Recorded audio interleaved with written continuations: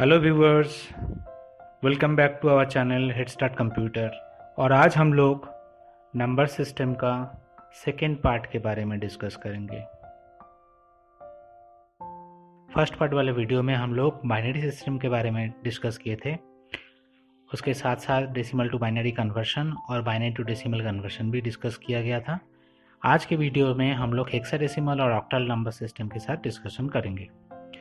Hexadecimal number जो कि 16 digit का है, जिसमें 0 से लेके 9 तक और A से लेके F तक टोटल 16 डिजिट्स है, इसलिए इसका बेस 16 है। ऑक्टल नंबर सिस्टम जिसमें सिर्फ 80 डिजिट्स है फ्रॉम 0 to 7, जिसमें 8 और 9 यूज नहीं होता है। सबसे पहले डेसिमल नंबर सिस्टम जो कि कोई भी नंबर सिस्टम जैसे 0 से स्टार्ट होता है, और decimal number system up to 9 तक, 0 से लेके 9 तक टोटल 10 डिजिट्स है, इसलिए इसको डेसिमल नंबर सिस्टम बोला जाता है। 9 के बाद इसका कम्बिनेशन स्टार्ट होता है, 10, 11, 12, 13, 14, 15 अप टू 16 मेरे इस टेबल में प्लेस है। ऑक्टल नंबर सिस्टम भी हर नंबर सिस्टम के जैसे 0 से स्टार्ट होता है और ये 7 तक सिंगल डिजिट कंटिन्यू करता है। 0 से लेके 7 तक है, इसलिए इसका बेस 8 है। 7 के बाद बेसिकली जैसे डेसिमल में 8 और 9 आता है, लेकिन इसमें 8, 9 नहीं है, इसलिए 10 आएगा।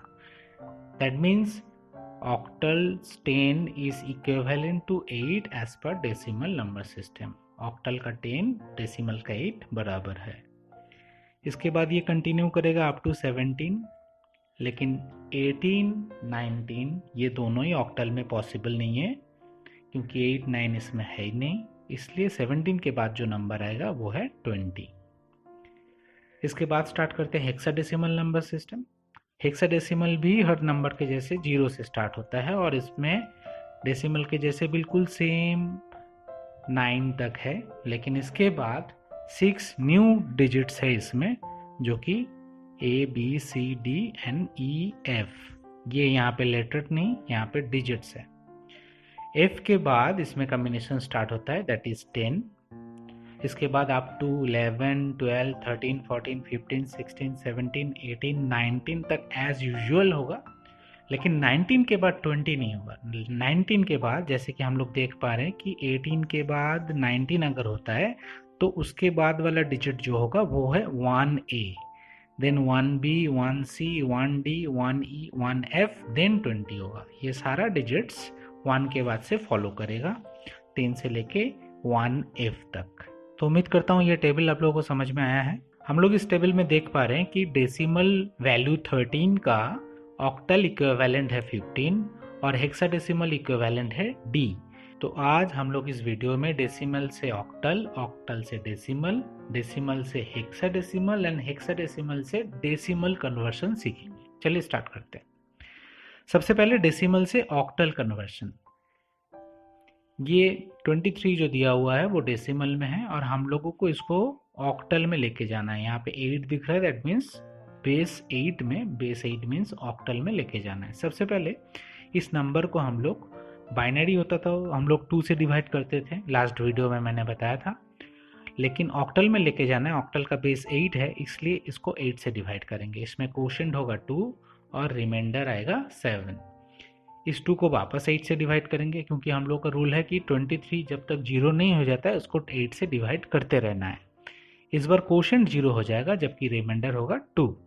तो टोटल हम लोग इसको बटम टू टॉप काउंट करेंगे और जो वैल्यू हम लोगों को मिल रहा है वो है 27। दैट मीन्स डेसिमल का 23 वो ऑक्टल में 27 आता है।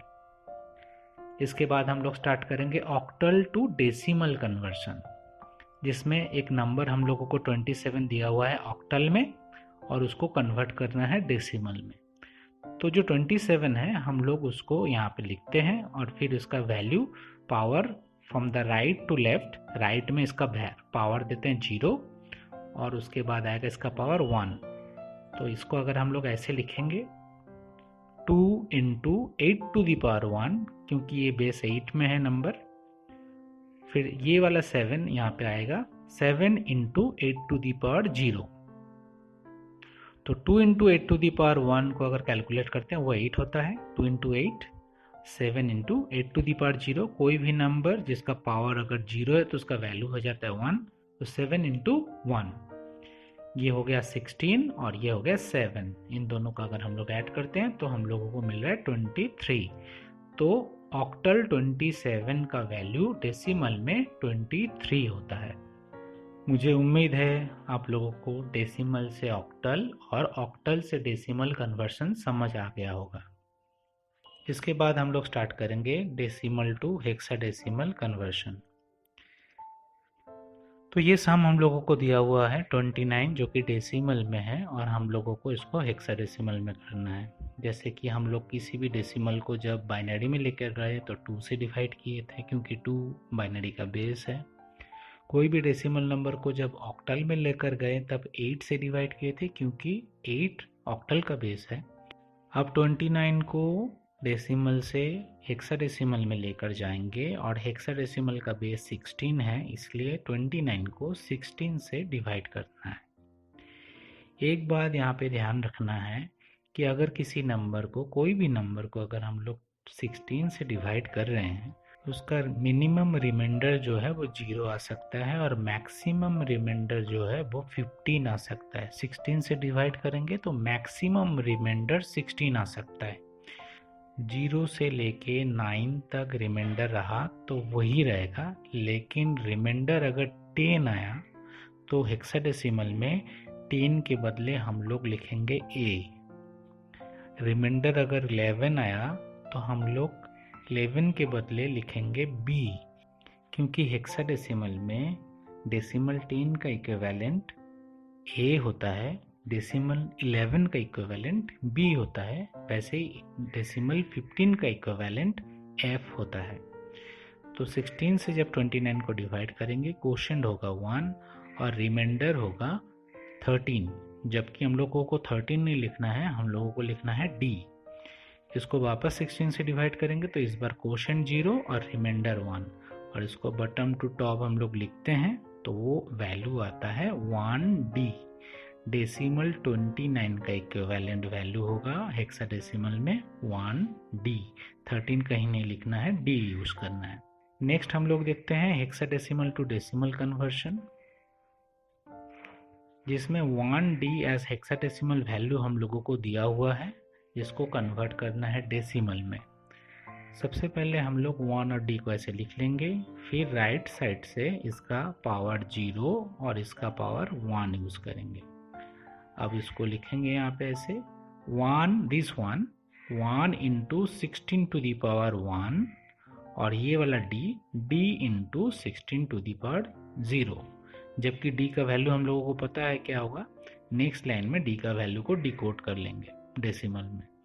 1 इंटू 16 और D का वैल्यू हो गया 13, 13 into 16 to the power 0 means 1, तो 1, ये आ गया 16 प्लस 13, अब बन गया 29। सो 1D जो कि हेक्साडेसिमल में है, हम लोग उसको डेसिमल में लेकर आए तो उसका वैल्यू आ गया 29। सो कन्वर्शन रिलेटेड कोई भी क्वेरीज हो तो कमेंट पे ज़रूर बताएं। वीडियो यूज़फुल लगा तो लाइक कीजिए। चैनल को अभी तक सब्सक्राइब नहीं किए तो ज़रूर सब्सक्राइब कर लीजिए। तब तक के लिए थैंक यू।